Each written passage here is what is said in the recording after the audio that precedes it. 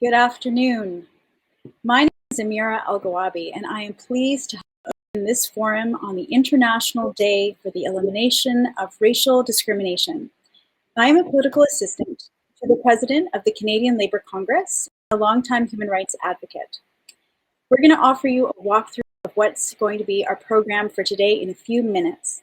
But before we dive in, I want to start today's event with a performance from Kylie May, who is a two-spirit Indigenous transgender multidisciplinary artist and storyteller, a member of ACTRA, and an activist and educator committed to equality, representation, diversity, and inclusion. Thank you for that.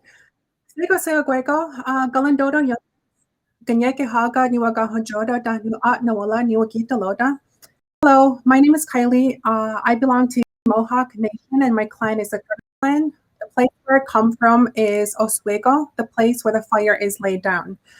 These words that I'm about to speak are in recognition of the history of this land and Ongwehoe, the Ganyetgeha or Mohawk word for we the original people or we the original beings who have existed here on Turtle Island since the beginning, as far back as our mind can travel.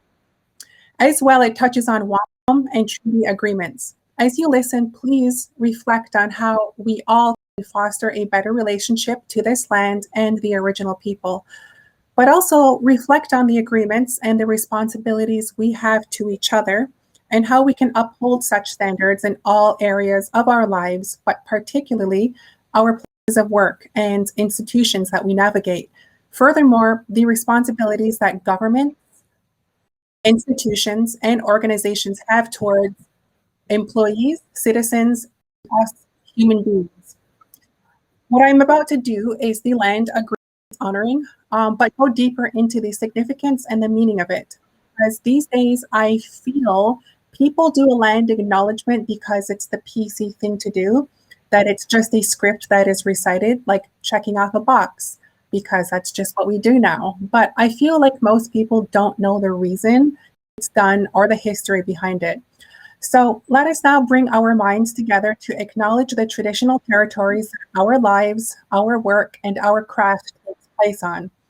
There are many traditional Indigenous territories across Turtle Island, specifically here in Ganada, the Mohawk word from which Canada gets its name, meaning village or settlement. I recognize that where I am located is the traditional territory of the Huron-Wendat County of the First Nation. This area is part of the Dish with One Spoon Treaty, which is a wampum belt agreement between the Anishinaabe, Haudenosaunee, and allied nations to peaceably care and share for the resources around the Great Lakes. It is also covered by the Upper Canada Treaties. The place where I have settled and currently live is Adilundo or Tkalundo, which are the Mohawk words from which Toronto gets its name, meaning the place where the trees are standing in the water. Tkalundo is home to Indigenous people as well as settlers and newcomers. Let us be grateful that we all have the opportunity and the privilege to meet, live, work, and play on this territory. Along with honoring land agreements, I feel another reason we do land acknowledgements is to express gratitude to Yetinistaha Ohanjage, our Mother the Earth, who sustains us and for the resources we are using. And we do it remind ourselves and each other of our collective agreement and our shared responsibility to care for the land, but also the water and the air. It is important to note that while it may seem appropriate to ask Indigenous people to do land acknowledgements, that can be viewed as a kind of tokenism. A land agreement or a land honoring is not solely the responsibility of Indigenous people. It is the responsibility of all of us, all people who live on Ganada, or what you may know as the stolen, conquered, and colonized land called Canada. I would argue that is actually more the responsibilities of settlers, Canadians, and newcomers to educate themselves and remind each other of this land agreement. So please consider taking on the responsibility of doing the land honoring agreements yourselves. Please visit nativeland.ca to find a map that helps you recognize which Indigenous territories you live on. It helps you to remember that there's been people here before you and we are still here on these lands. And so another reason we do a land acknowledgement is to honor those who have come before us, who have made our time and our lives here possible. So let us acknowledge and honor the treaties and the wampum agreements, and remember to care for the land, water, and air, and to acknowledge and give all of the leaders, the warriors, the storytellers, the artists, activists, and organizers who inspire us and who have been leading the way, resisting, fighting, striving, telling stories all along, since the beginning. On the topic of warriors, I am Mohawk, Ganyekehaga, and my people once were warriors. We were a warrior race, and that spirit lives in the blood, in the hearts, and the minds of my people today, because we still are warriors. So I'd like to inspire you and encourage you to look into your ancestry to see if you have any past relatives who were warriors or activists or rabble rousers, rebels, and shit disturbers who aren't afraid to rock the boat, disturb the status quo, and challenge systems of oppression.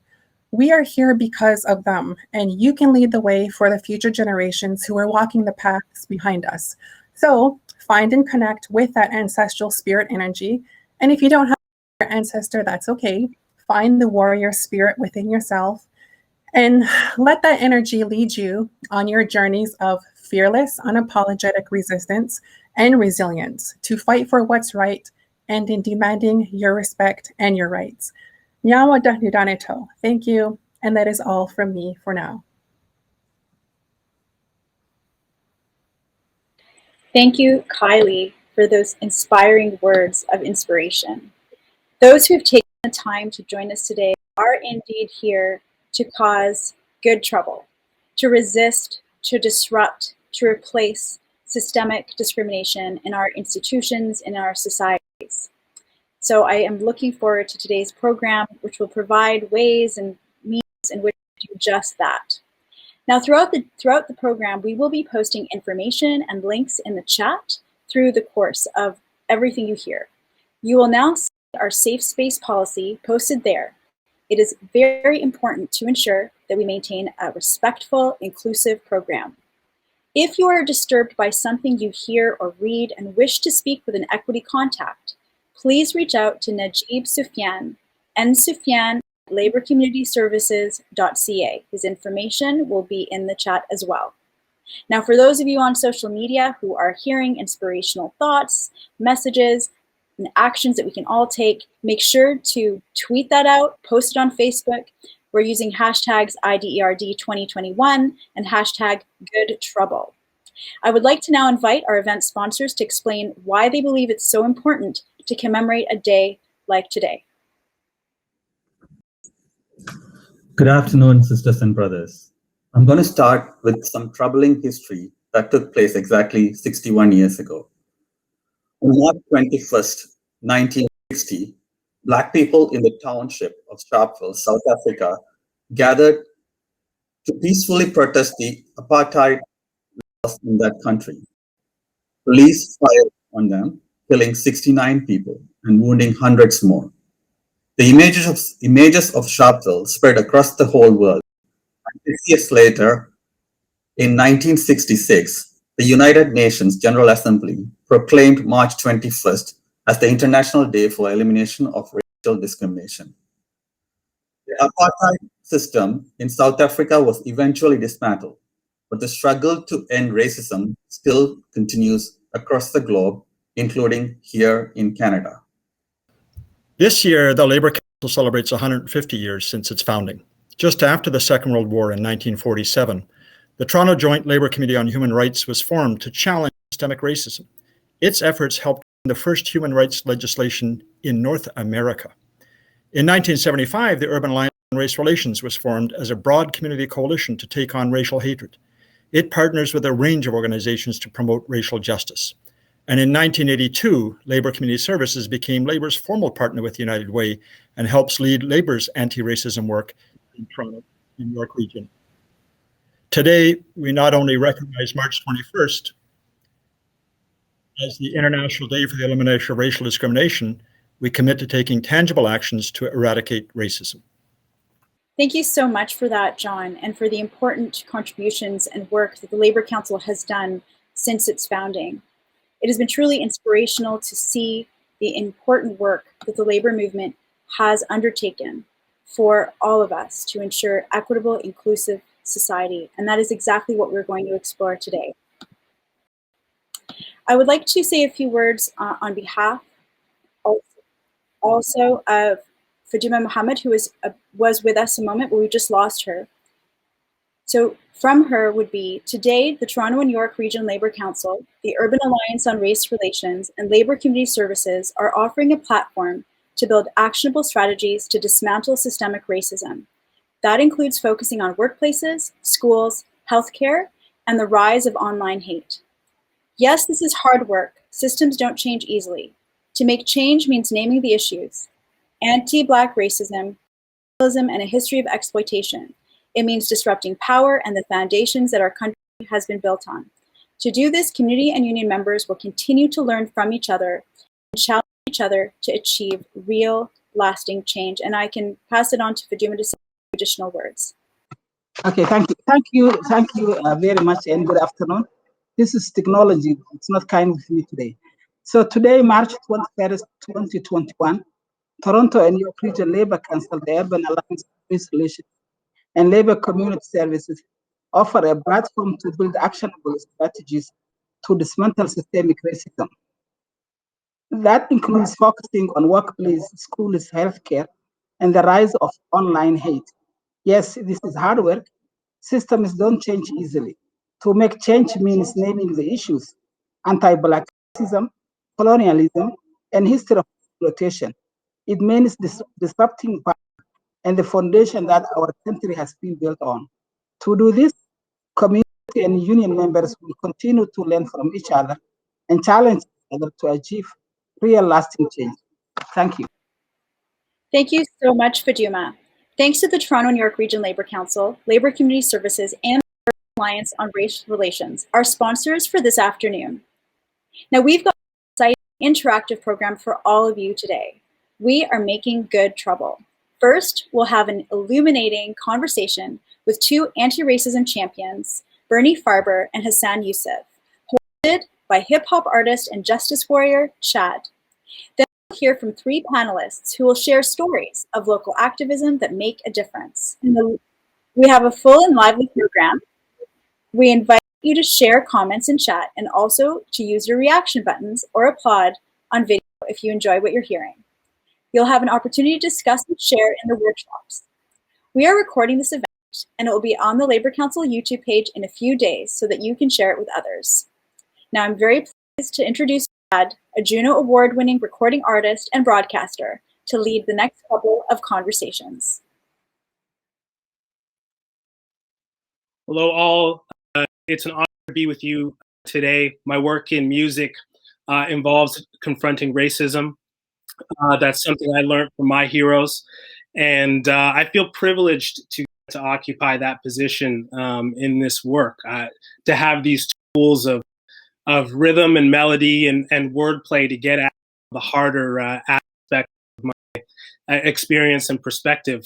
And it just fills me with appreciation and admiration for what I know many of you are doing, which is what I consider the harder frontline work of confronting racism in our workplaces, our schools, our local communities. So I'm here with a lot of appreciation and admiration and curiosity, as well as solidarity, of course, as someone who tries to, in my own work, be part of the solution to the question of peace in this society and in these times.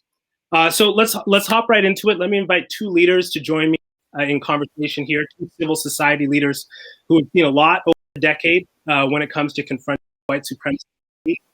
Hassan Youssef is the president of the Canadian Labour Congress and the first racialized person to hold that position. And Bernie M. Farber is the chair of the Canadian Anti-Hate Network and former CEO of the Canadian Jewish Congress. Now, as they shared recently in a joint op-ed for the Toronto Star, they have spent years working both individually and together to advance workers' rights and to promote inclusive communities. But despite the passage of years, they find themselves once again facing down a familiar threat: white supremacy and far-right extremism. So welcome to you both. It's good to see you. Thank you. Thanks for having us. let's dive right into it. How would you describe the initial work that the labor movement and targeted communities had to do when it came to combating white supremacy in the early 90s and late 80s? You made reference to that in the article. Bernie, let's start with you. What did that look like back then?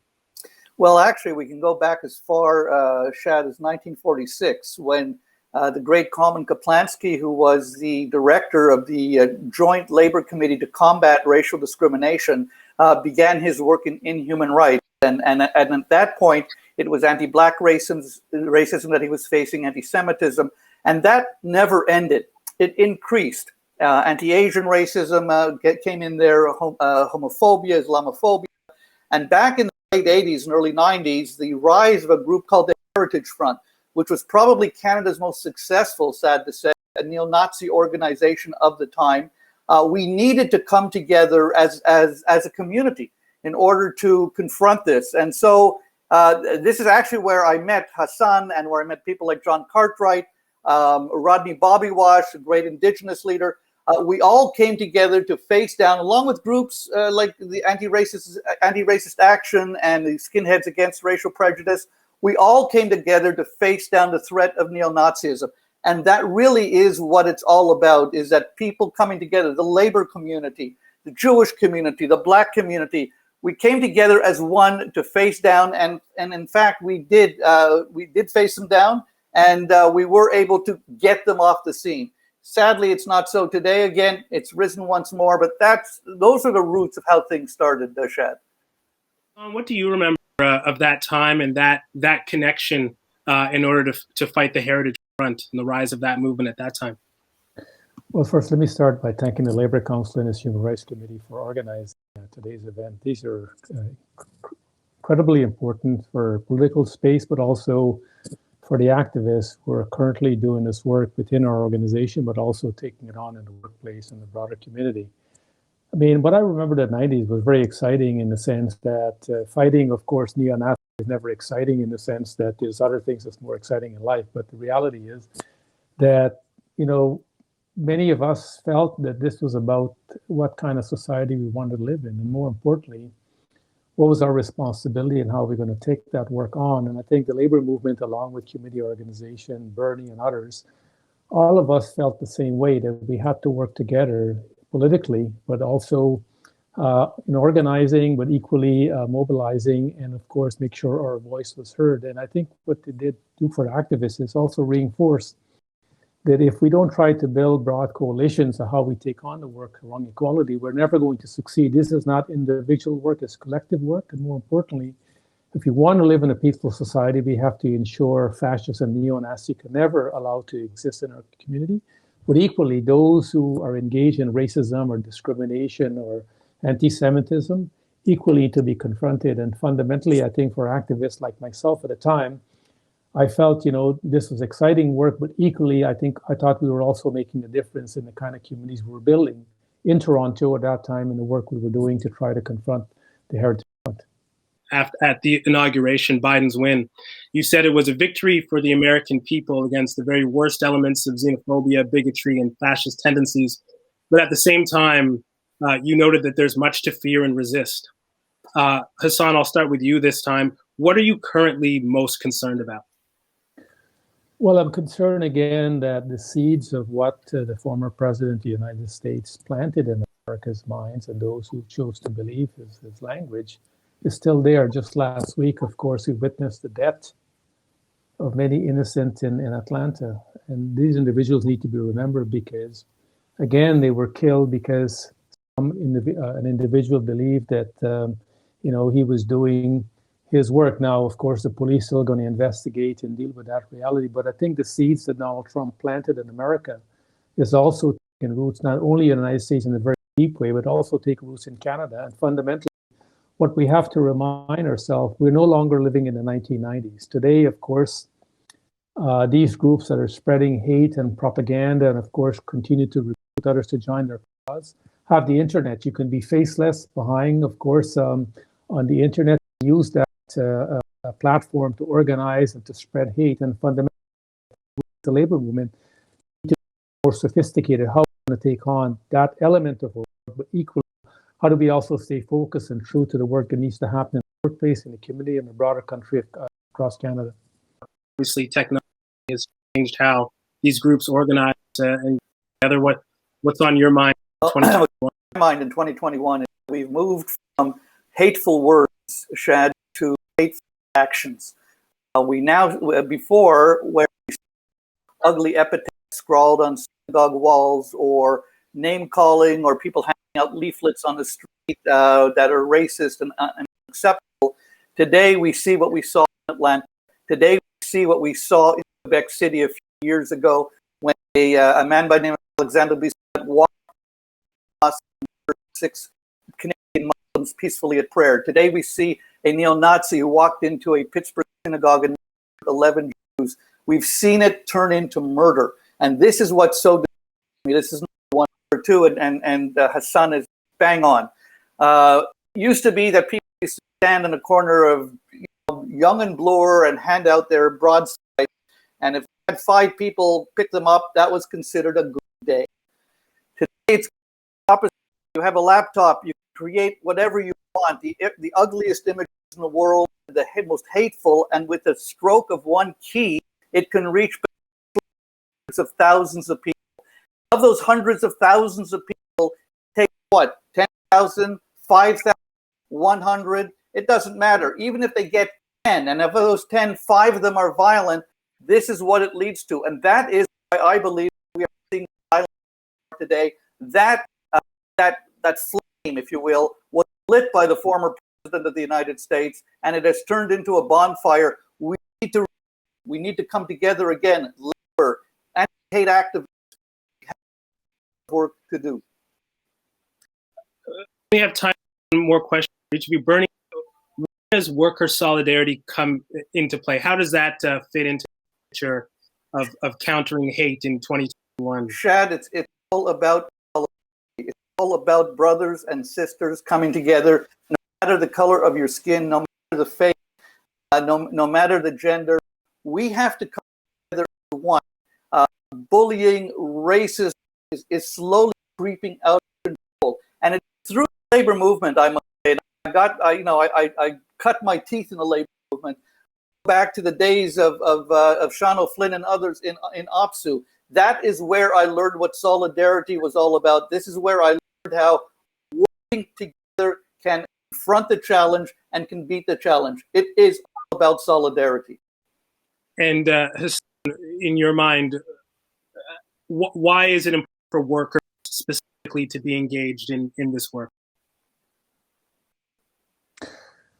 Well, like you, my friend, I don't get to disengage from who I am out of bed in the morning when I go to bed at night. I mean, I'm always going to be a brown person. It's unfortunate that far too many people act, of course, their prejudice and their hate, and of course, values that, of course, is very hateful and discriminatory. And I think the labor movement have a fundamental responsibility. We are committed to equality. We actually have that as one of our, of course, our anthems when we sing Solidarity Forever. We talk about sister and brotherhood, but the reality is we got to practice it. And every activist, local union, president of a national union or international union need to recognize the responsibility to take on and fight, of course, racism, discrimination, hate, xenophobia. All of these elements are part of what our responsibilities are, and we have to create the space for activists who want to do that work.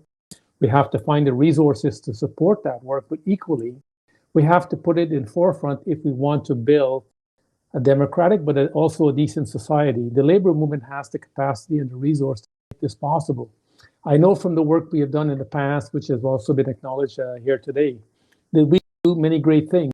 We cannot be complacent about the thing because we did it in the past, we don't have to do it again. I learned an early saying that says, effort is not required to change this. Effort is required to change the status quo. That's how you change the status quo. We have to put effort in if we want to change the status quo. And fundamentally, the labor movement can sit idly by and watch, of course, proliferation of hate, consumer society and consumer workplace and consumer. We have to be in the forefront in taking on that responsibility. I think today's event is a classic example of how much good we can do, but equally how we can mobilize our activists to take on this work within their union, but also in the broader community. I want to end by saying thanks to my friend Bernie for the good work he continued to do day-to-day to challenge hate. I also want to thank the Labour Council and its Human Rights Committee for their steadfast commitment to continue to push these efforts to ensure our movement remains strong, but fully committed to the work that we need to do to build even a better society than we are today. So thank you so much for having me. Now we're going to turn to experienced anti-racism activists in Toronto and York region to talk about organizing and change making that's happening now in the fight that we're in. We have Samiha Omer, who's the Director of Legal Affairs with the National Council of Canadian Muslims, which promotes engagement in human rights, where we will focus on strategic litigation and in court proceedings and advocacy. We have Ryan Chan, he's with the Chinese Canadian National Council for Social Justice, which has been for years, where his social activism I'll take myself on off. social media and tackling online racism, and Vanessa Snowy, who's a teacher, community, and anti-racism activist, and a leader with OSSTF District 16, the Secondary School Teachers Union in York Region. So Samiha, Ryan, Vanessa, welcome. Hi, good afternoon, everyone. It's a pleasure to be here. My name is Samiha Omer. I'm the Director of Legal Affairs at the National Council of Canadian Muslims. Just as a brief introduction, NCCM is an independent, nonpartisan, and nonprofit organization, and we focus a lot of our work on human rights and civil liberties. We challenge discrimination and Islamophobia, and we advocate for the public concerns of Canadian Muslims. Through my work and the cases that our Legal Affairs Department assists with on a daily basis, we regularly see Canadian Muslims reporting Islamophobia at work, for instance, which has highlighted a very immediate and serious need to address this issue, especially in light of the startling rise of violence and hate targeting Muslim communities in Canada over the past several years. And we've seen this in examples like the tragic Quebec City mosque shooting that took place in 2017, where 6 members of the Canadian Muslim community were killed and many others injured, or a mosque caretaker who was stabbed and murdered last year in front of a mosque. And so with the rise of hate, xenophobia, bias, and Islamophobia, both online and in our communities, these issues all rise in our place. And Islamophobia is one of those phenomena that can have a significant impact on employees' lives, their families and relationships, and their ability to hold meaningful employment. And we have seen employees experiencing discrimination, for instance, and these are just examples that I've heard just of cases that come through to the organization, where employees, for example, refuse leave during the Muslim holiday Eid, and there's a lack of appropriate accommodation, or an employee being publicly humiliated by a superior because her hijab was unfairly perceived to be unsanitary in the current COVID-19 landscape and was eventually terminated. And in other cases, Canadian Muslims have experienced years, even decades, of microaggressions, harassment, discrimination, emotional abuse, and overall a toxic culture because of their religion. And the impact on these individuals, as I mentioned, it's just devastating. It has far-reaching consequences, sometimes leading to the loss of employment. These individuals sometimes work in large, powerful organizations where there are social and administrative structures and systems in place in such organizations that result in or fail to prevent people or groups from being disadvantaged. Sometimes attempts to homophobia and discrimination can be futile because such efforts tend to be undermined by these and central managers. And so these issues of discrimination and race continue to harbor and persist throughout the organization for years and decades. So they almost become just a part of the work culture.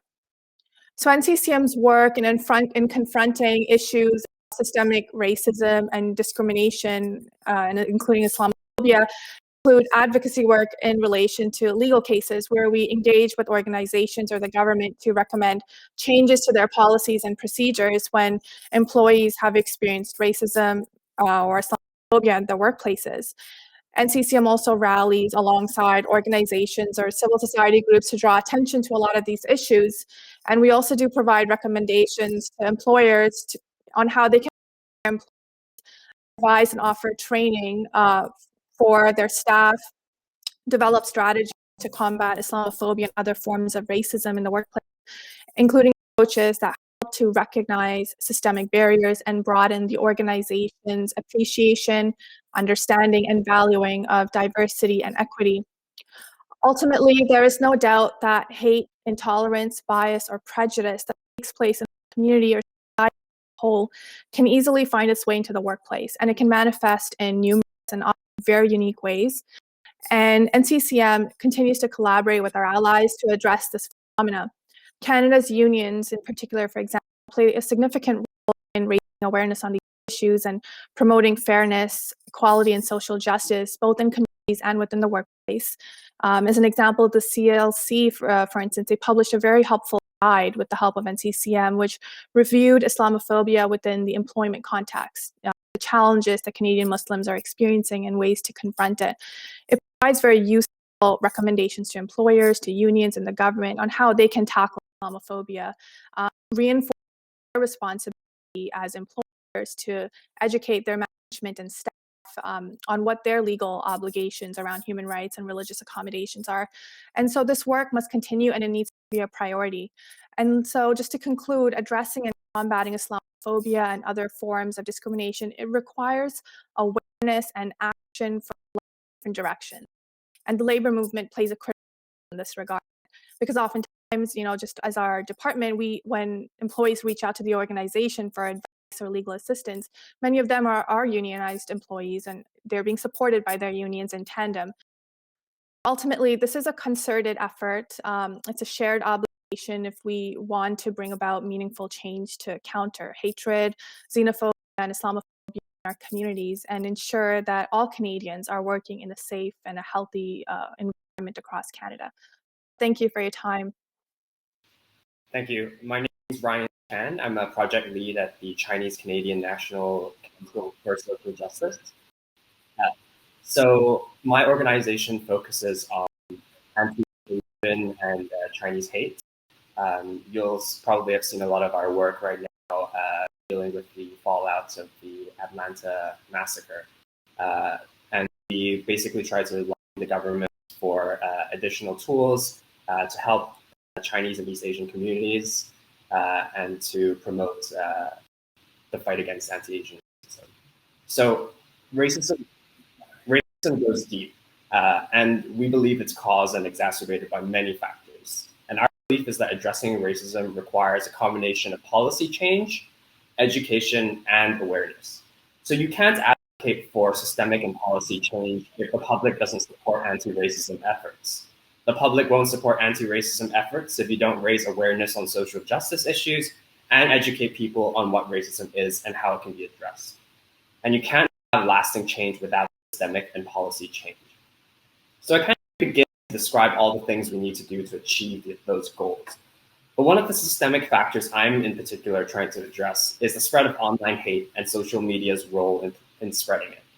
We understand for a fact that social media is not just a big megaphone that amplifies hate speech. It plays an active role in pushing racially inflammatory content and hate speech because it drives up interactions, which is profitable for them. And that's why at CCNC-SJ, we're working on tools to identify, track, and remove online hate. We're also really pushing for legislative reform at the federal level to regulate social media companies, to get them to adapt their algorithms to identify and remove hateful material on a scale that people alone just cannot achieve, and for them to face serious penalties if they fail to do so. As to education, we've identified that it's important to connect with the next generation of Asian Canadians, because children, unfortunately, experience a huge amount of racism, but they internalize it by considering them jokes, because it's far less painful to see them that way. As such, we're creating tools to help teach parents how to start those conversations about race and racism with their children, and to hopefully open up the conversation and break the cycle of internalized racism and inspire a new generation of social advocates. Finally, raising awareness. We've partnered with the City of Toronto and many other community organizations and allies to work on the Toronto for All and Face Race campaigns.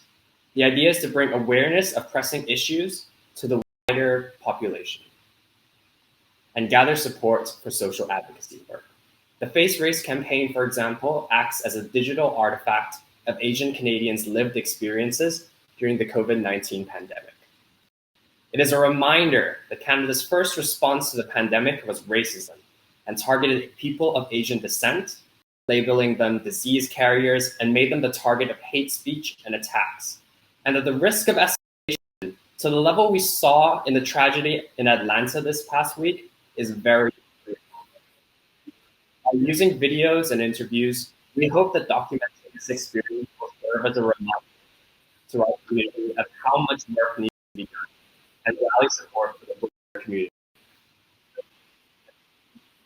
Just as a final note, before anyone thinks that the atrocities committed against Asian Canadians during the COVID-19 pandemic won't be forgotten, I want to remind everyone that we warned people that there would be racist sentiments against Asian people even before the SARS pandemic, that there would be anti-Asian sentiments even before the COVID-19 pandemic.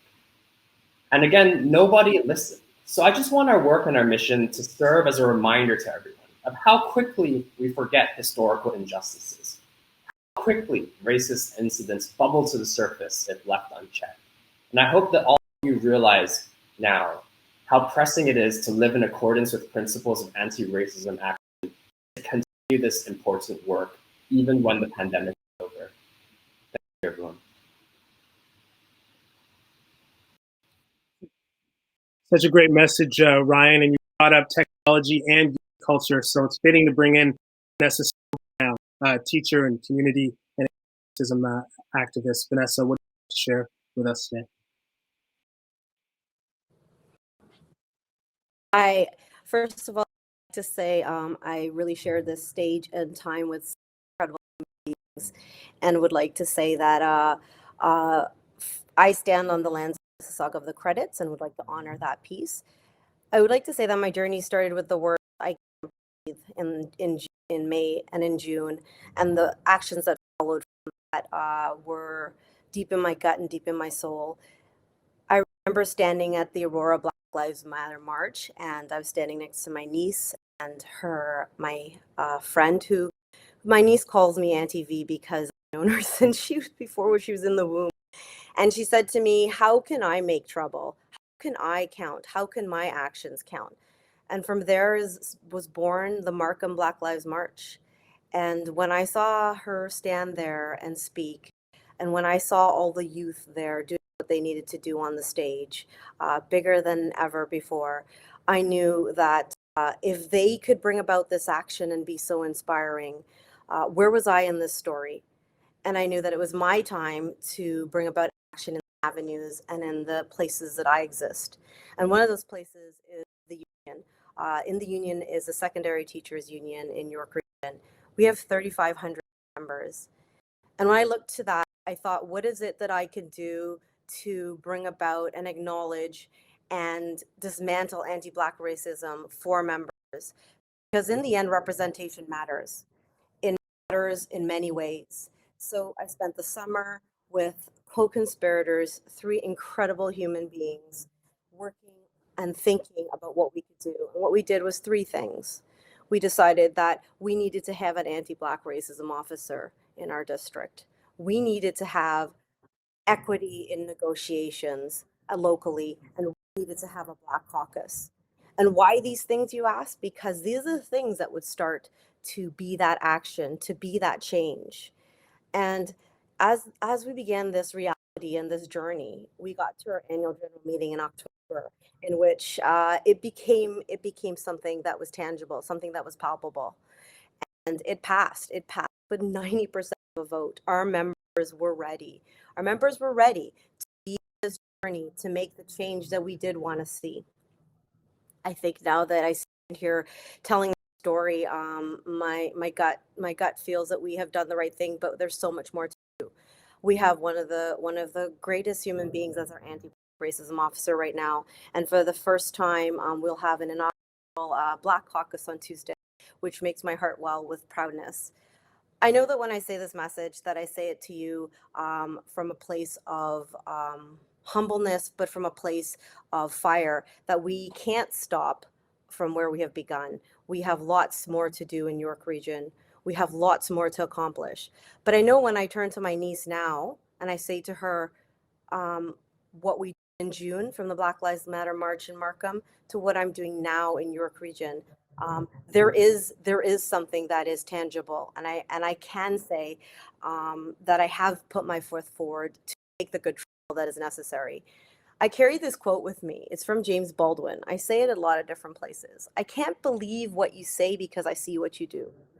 And for the generations that come before me, currently, and after me, that's what we have to do. We have to make good trouble in our actions. Thanks very much. Thank you so much. It's a privilege to hear from all of you. And throw it back to Amir. Thank you so much, Shad, for helping to weave in the strands of stories from our excellent panelists and our panel discussion. It's helped us to really understand how and why we need to challenge racism in all its forms across society, in education, healthcare, and in our workplaces. Up next, we'll have a performance from Alana Bridgewater. She is a Gemini-nominated Toronto actor and singer and a proud ACTRA member. It's such a pleasure to have Alana here with us today. Before we listen to her music, Alana, we'd like to hear from you about the relevance of the music you're about to sing for us. Thank you. Thank you so much, Amira. I really appreciate being a part of this, and I am a proud ACTRA member. I've really felt connected to this particular day because July 12th, 2019 was probably the worst day of many of our lives, as a very good friend of mine, Hoden, was taken from us. Went to university together, and she was such a light. And I remember meeting her at the University of Windsor, and she was doing communications, and she was actually going to be my first music manager. But of course, life gets in the way, and, we would stay in touch. But I'm just so happy that the York Region saw fit to name a school after her. And what a beautiful thing that is, to know that we're coming into years of that atrocity, and she's being honored in that way. The song that I chose to do really speaks about us waking up and really taking each other's hands, because it's so important for us to be united against all kinds of racism and discrimination, and really turn our society into a place that we really want to live in. We really want to be able to have equality and freedom to just love. And so this song by Bob Dylan, which I did a little intro for it. Alana, those remarks were really powerful, and your memory of Hodan Nalaya is really one that resonates. He was an incredible trailblazer across various communities, and it's true, having a school now designated in her honor is very powerful. Now here is Alana performing for the International Day for the Elimination of Racial Discrimination. Let's listen to her powerful performance.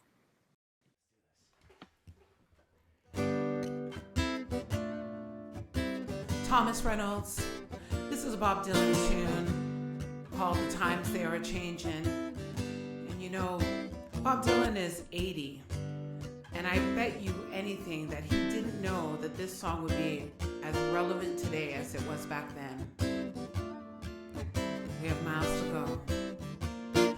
Come gather round, people, wherever you roam, and admit that the waters around you have grown, and accept it that soon you'll be drenched to the bone. If your time to you is worth saving, then you better start swimming, or you'll sink like a stone, for the times they are a-changing. Come writers and critics who prophesize with your pen, and keep your eyes wide, the chance won't come again. And don't speak too soon, for the wheel's still in spin. And there's no telling who that it's naming. For the loser now will be later to win. For the times they are a-changing.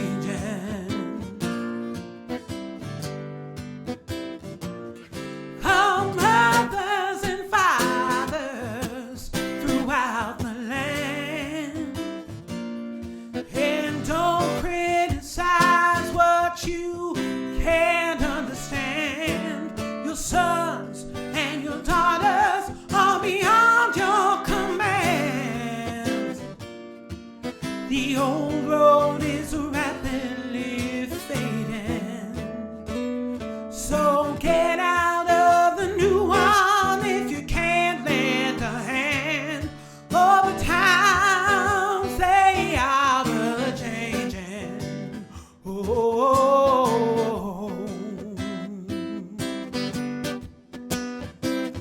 Come senators, congressmen, please heed the call. Don't stand in the doorway, don't block up the hall. For he who gets hurt will be he who has stalled. The storm is rapidly changing,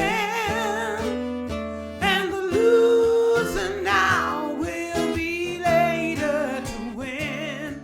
For the times they are a-changing.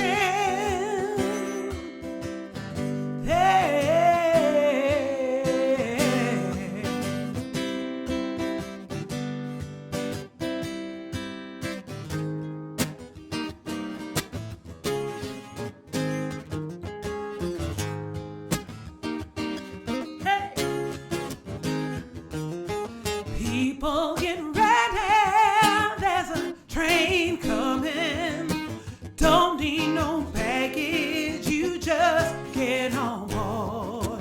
All you need is faith to keep the diesel humming. Don't need no ticket, you just say the word. Oh, people get ready, there's a train coming. Don't need no ticket, you just get on board. All you need is faith. Hear the diesel humming. Don't need no baggage, oh, just say the word.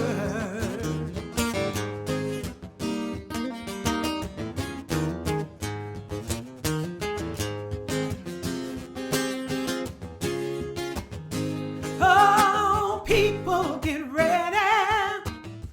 Oh, yeah. People get ready. Oh, people get ready. Yeah. Don't need no ticket, you just get on board.